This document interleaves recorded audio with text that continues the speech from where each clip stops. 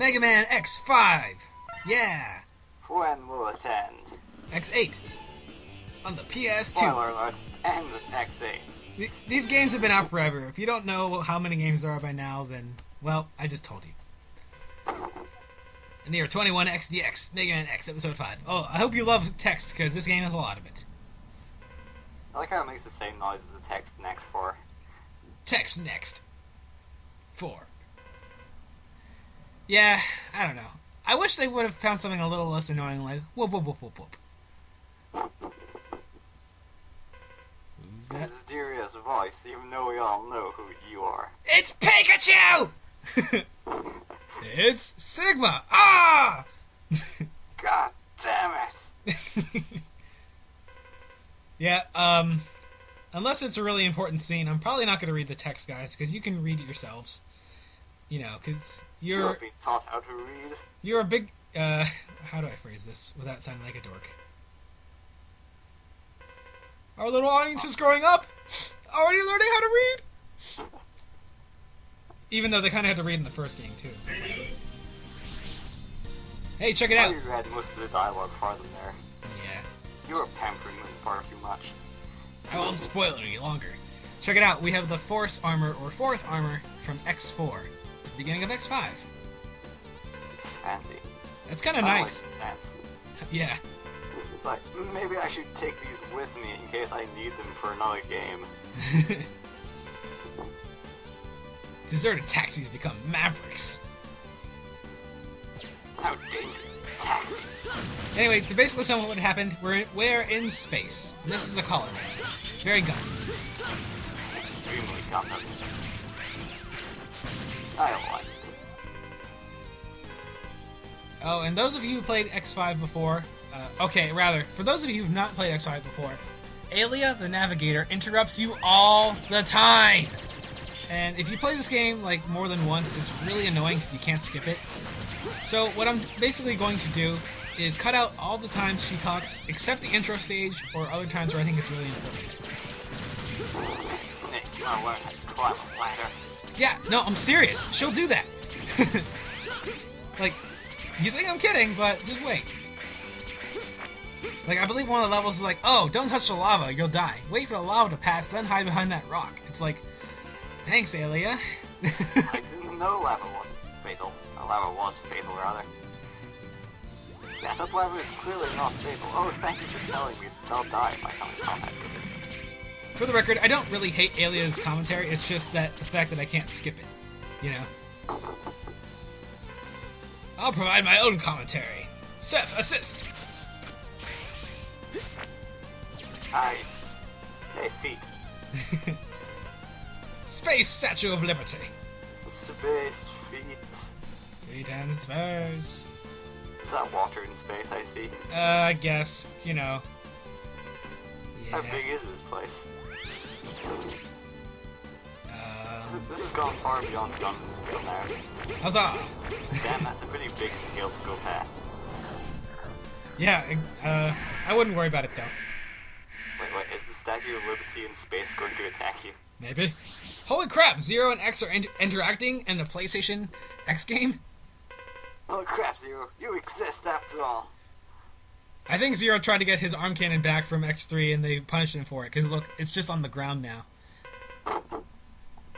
Alright, interestingly enough, in this game, you can either start as X or Zero, as you just saw, and depending on who you start with, you get a different power-up. If you start with X, you get the Force Armor. If you start with Zero, you actually get a Buster. Apparently not this time, though, because Zero lost his. He forgot to take his drivers with him. Actually, yeah.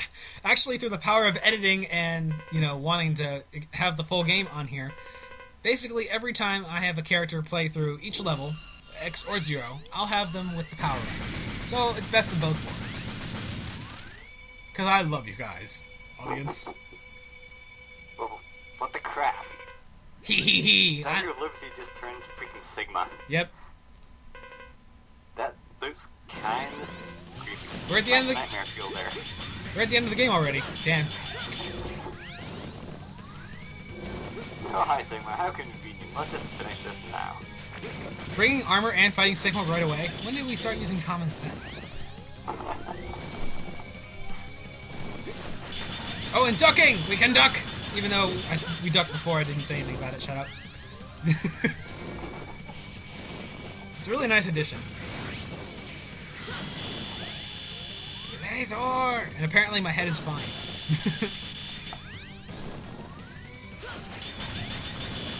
I like how Zero's just chilling back there. At least he, at least he isn't trying to hide the fact that he's useless again. I suppose not. Bah! Sigma is decked for like the 50th time in the series. Oh no, the Sigma virus has been leaking out! Oh, end of the game. Yep. Thanks for watching, guys. This has been Let's Play Mega Man X5. The end. Da-da-da-da-da-da. Alia. Yeah, so in this game we were introduced to a cast of characters that pretty much stay throughout the rest of the series. Although is that Colonel Chin? No, it's Colonel Chin's cousin, Cygnus, which totally doesn't sound like Sigma at all. No, really, there's no connection at all. It's just, the new commander of the Maverick Hunters. Dude, we're running out of names. What should we call this guy? Sigma. No, wait, Sigmas. Cygnus? That sounds right. Cygnus. Go. I think they basically said in the manual that Dr. Kane retired from the Maverick Hunters because he felt like an idiot for allowing the Repliforce incident to happen, because basically Repliforce got killed for no adequately explained reason. So he should. And they're like, hey, we need to hire somebody else. I look like Colonel. You're hired. I must be justice. I have a gigantic chin. And I can make comments about this giant laser cannon. Somebody put the slideshow on repeat. Also, Douglas. Yes, Douglas. The mechanic. Does he turn into a giant badass robot and try to stab you in the back too? Unfortunately, no. He doesn't have enough fat. Duh. That's clearly where people keep evil. Evil Slash! This donut is going straight to my evil.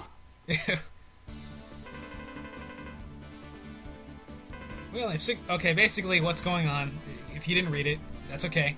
I forgive you. I wouldn't read it either.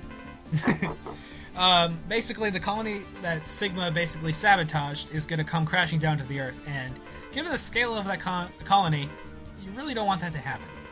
So basically, go collect these parts to build this giant laser cannon. And of course, 4 conveniently placed Mavericks have them. Wait, only 4 this time? 4 that we need stuff from. There's 4 other Mavericks, but these are 4 Mavericks. Yes. You technically can get to the final stages of the game without beating any Mavericks, because of the way this game's mechanics work.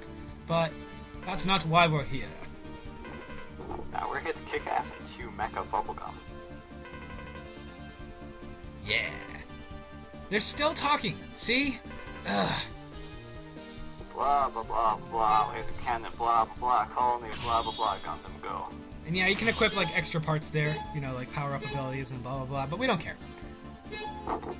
Anyway, I'm basically ignoring this game's mechanics, and I'm just gonna choose a random boss. So I'm gonna go with Fire Tyrannosaurus. Oh, I should mention, in this game, they changed the names of the Mavericks from the originals to Guns N' Roses references. Matrix! And apparently there was an article, by the time this video is posted, recently, I can talk. So anyway, there's this article where the person who did the dub voice of Claire Redfield and other Capcom characters apparently did the translation issues or whatever for this game. And she was like, well, Guns N' Roses, I mean, the original Mega Man games had music references, like rock and roll and bass, so we thought it would be funny. You know? Yes. Also Zero with a gun. Oh my god, man. So, sorry if that was too much information at once, but basically, Derp voice actors should not have been doing translation issues. Yeah, who made that decision exactly? Although at this point, it's really kind of moot, just considering it's part of the charm of this game. I'm I'm gonna call them by their original names, just because I think they personally sound better. Like, okay, here's an example. Dark Dizzy, Dark Necrobat. What do you prefer? Actually, Dark Dizzy kind of reminds me of Guilty Gear. Well, I'm pretty sure they're both references to Guns N' Roses. Well, of course, everything in Guilty Gear is a band reference. I mean, it works in that game. It sounds awesome. Yeah, because it was supposed to sound like that, but... Okay, how about this? Yeah. Here's one I don't get at all. Okay, you have Spiral Pegasus or the Skyver. How do you go over that skiving? Oh yeah, would you care to explain what skiving is? Because it's not a... Yeah, isn't that a Scottish term? Oh yes, over here in jolly old Scotland, skiving means like slacking off and not doing work. Playing hooky. When you're supposed to be doing work. So is it more like procrastinating or playing hooky? It's kind of... could be used for both, really. Like, I'll bring it up again when we get there, but I just had to mention it now. And I think it's supposed to be like the guy who had the nickname High in the Sky, but... I don't know. I'm kind of torn. Like, I don't care on one hand, on the other hand, it's like, you know... Why? Also, I am in a mech underwater lava thing. Yeah. That's awfully shiny water if that's water. Lava, it hurts. But only if you're not inside a giant robot. Although, his head is kind of still poking out.